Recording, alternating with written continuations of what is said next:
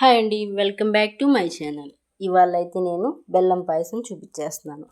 చూసారా ఎంత క్రీమీగా, అంత పలచగా కాకుండా అంత చిక్కగా కాకుండా క్రీమీ టెక్స్చర్లో బాగా కుదురుతుందండి. నేను చెప్పే టిప్స్ ఫాలో అయితే బెల్లం పాయసం పాలు విరగకుండా చాలా బాగా కుదురుతుంది.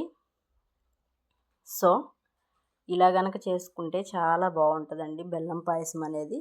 చిన్న చిన్న టిప్స్ ఫాలో అయిపోండి. వీడియోలోకి వెళ్ళిపోదాం. ఫస్ట్ వాటర్ అయితే తీసుకున్నాను, 4 కప్స్ వాటరు. అవి బాగా బాయిల్ అయిన తర్వాత నేను చూపించాను కదా, ఆ కప్లో సగం సగ్గుబియ్యం తీసుకున్నాను. 4 కప్స్ వాటర్ పోసాను ఆ కప్తోనే. సో సగ్గుబియ్యం అయితే బాగా ఉడికేసిన తర్వాత నేను ఆల్రెడీ వేయించి తీసుకున్న రోస్టెడ్ సేమియా అండి అవి. నేను షాప్లోనే రోస్టెడ్ సేమియా తీసేసుకున్నాను. మీరైతే గీతో వేయించుకోవచ్చు, చక్కగా ఫ్రై చేసుకొని తీసుకోండి. ఇవి కూడా సేమ్ క్వాంటిటీ 1/2 కప్పు తీసుకున్నాను. చక్కగా పోసేసి ఉండలు కట్టకుండా చక్కగా గరిటతో తిప్పుకోండి. తిప్పుకున్న తర్వాత బాగా ఉడకనివ్వద్దు, కొంచెం నేను చూపించిన విధంగా కట్ అయితే చాలు.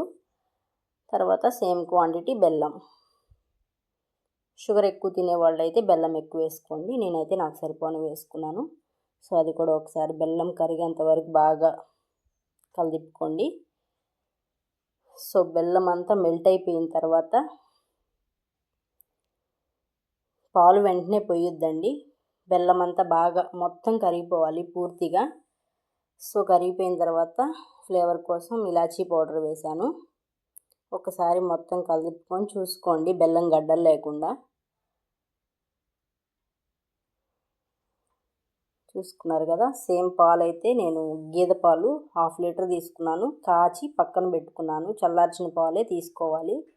వేడిగా ఉన్నప్పుడు పాలు పోస్తే విరిగిపోతాయి అన్నమాట. సో గ్యాస్ ఆఫ్ చేసేసి పక్కన పెట్టేసుకోండి. కొంచెం చల్లారిన తర్వాత మనం కాచి చల్లార్చిన పాలు తీసుకున్నాం కదా 1/2 లీటరు, ఇంకా అవైతే దానిలో పోసేసి మొత్తం ఒక్కసారి కలిదిప్పుకోండి.